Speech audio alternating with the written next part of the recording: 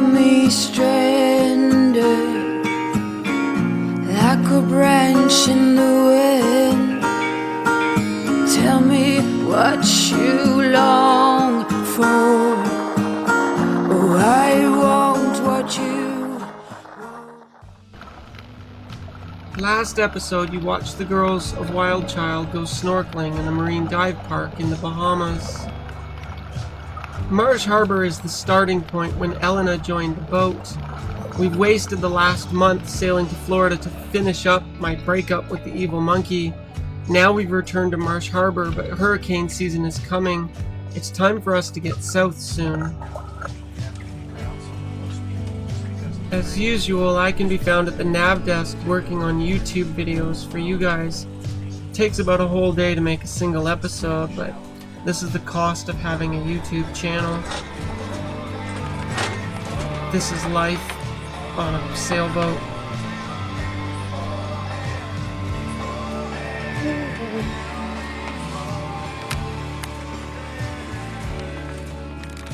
So, what do two girls on a boat eat for breakfast on WildChild?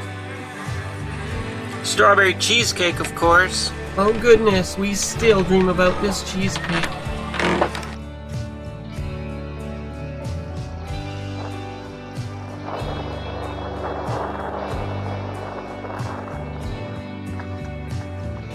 One of the nice things about Marsh Harbor is that the cruisers have built a dinghy dock to make access to shore simple.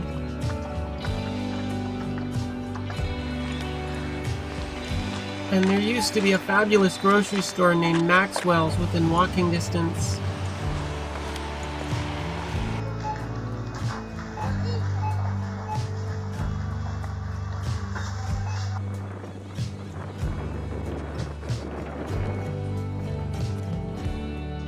The one thing about the Bahamas is it is unbelievably expensive there. A plastic Tupperware container for a first aid kit that we gave away.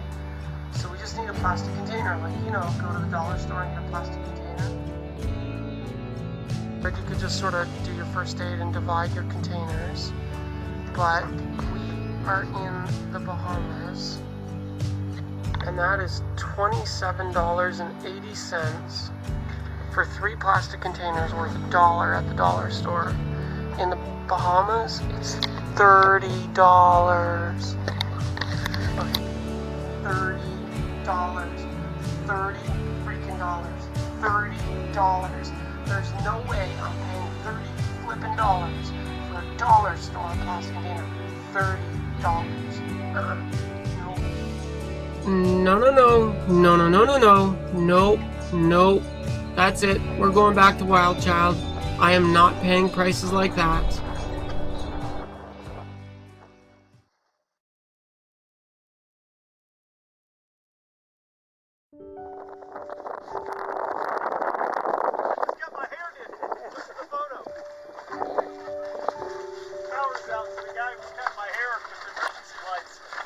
Oh, really? Like you literally just had a haircut? In the dark. Sometimes you get to meet cool people when you're sailing, and Captain Vince is certainly one of them.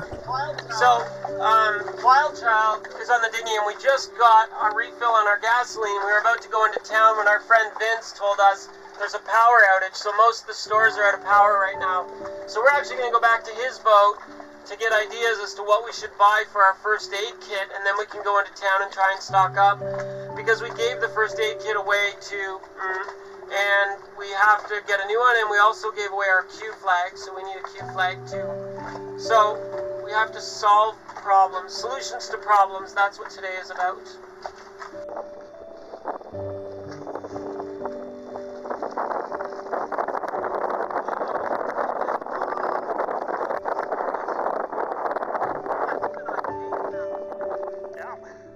Don't worry, it all gets edited. An hour of footage becomes 1 minute on the YouTube channel. So we're visiting with our friend Vince, and he said that he might have a spare Q flag on his boat that he's willing to give us. I mean, it's the old one, but it's fabulous, and it's very kind of him. So that kind of solves that problem for WildChild. Now we have a Q flag, yay! So hopefully other countries don't yell at us when we show up with no flags. Compliments from the bag of flags. Compliments from the bag of flags.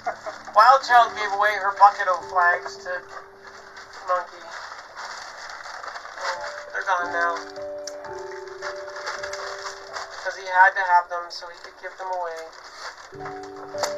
Scrape your shit. Serious offshore cruising sailboats carry significant first aid kits.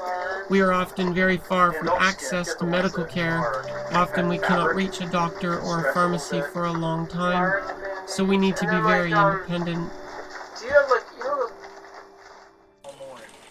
And the next day, Captain Vince came to visit us on WildChild to be kind enough to give us advice as to the waters ahead, places we could anchor, places we could check in, and places we should avoid.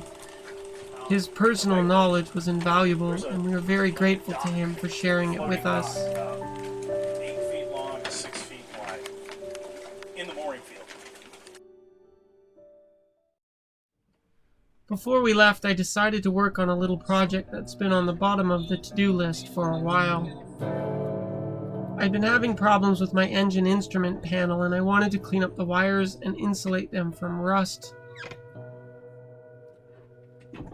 The project seemed to go easily enough, but I was having problems with the crappy old voltmeter that somebody else had installed in there improperly. A few hours later, we go to leave, just routine. Elena's at the helm and she starts the engine. I'm on the deck to do the anchor, when all of a sudden Elena starts hollering, Lexi, something's wrong." That's not very descriptive. I come running back to find out what's going on, and there's smoke pouring out of the engine room. We have an engine fire. We've got smoke coming out of our engine, and we just turned it on. And we have smoke in the engine room. So I don't know what just happened. I just started the engine.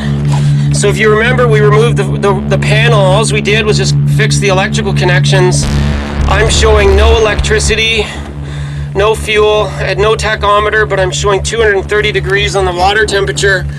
We just started it like a minute ago. Like, the thing's only been running for a minute. I don't know how it could have possibly overheated itself in a minute. And when we fixed the electrical connectors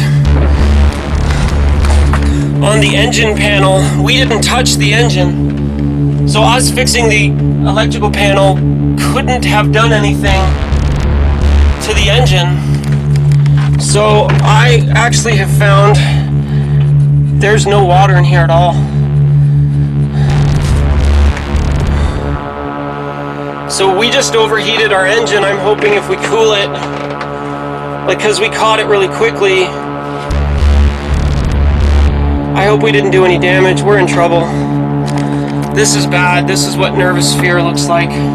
Any kind of fire on a sailboat is horrifying. A sailor's two worst nightmares are fire or sinking.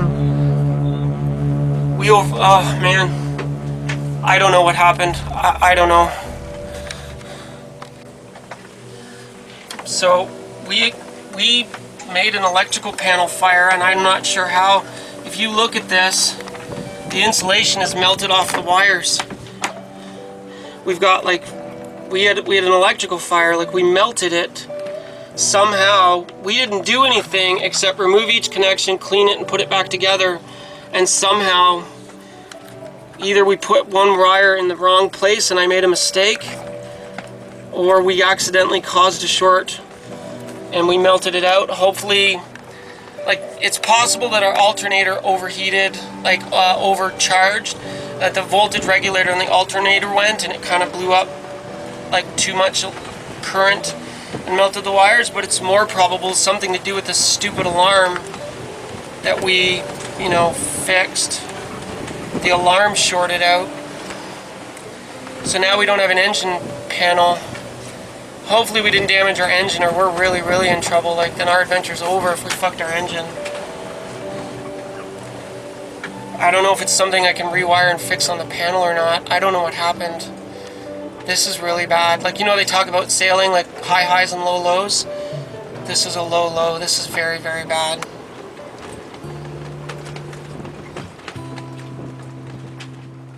Fuck.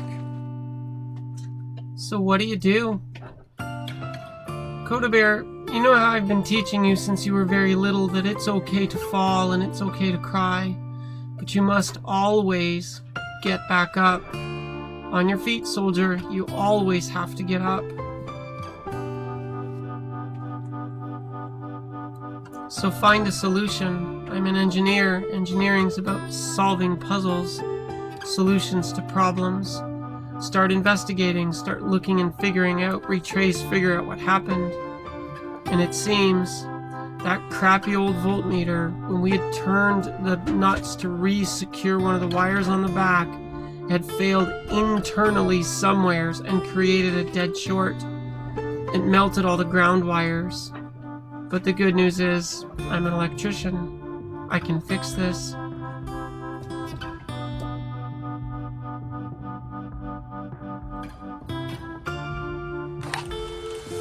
So as we know, WildChild has their own hardware store and tool shed and backup supplies. So we just have to get under the pilot berth. I have 3 spare panel voltmeters, actually, by remarkable coincidence, underneath the pilot berth. So we just have to empty stuff out to get at it. Oh, look at the panel. So we've changed out the voltmeter on the panel. I think the old one shorted. We were having problems with it all along, and I think it shorted, so we have a new one in. This is the alarm buzzer. We've wrapped it in electrical tape just to make sure the physical body of the buzzer doesn't cause a short anywheres. I've redone all the burned wires. We've changed them all out. We've redone all the connections. And basically, if you look, we turn engine on. So we have all the gauges are reading. Preheat. Start engine. Engine happy. Did electrical testing on all the components. No alarms, and they're all good. So I think we have no damage to the engine. Yay! I think we just had an engine panel component failure, which caused an electrical fire, by the way. Like, that stuff is serious. So I think WildChild's okay again. So we're running the engine now after the repair. I've got Alina babysitting it. We have no preheat light on, no alarm. Tachometer's fine. Temperature stopped at 180, which is good. The new voltmeter works just great. Oil pressure's a bit low, but so are the RPMs. And the fuel gauge is lit up and working. And no smell of smoke, so that's good.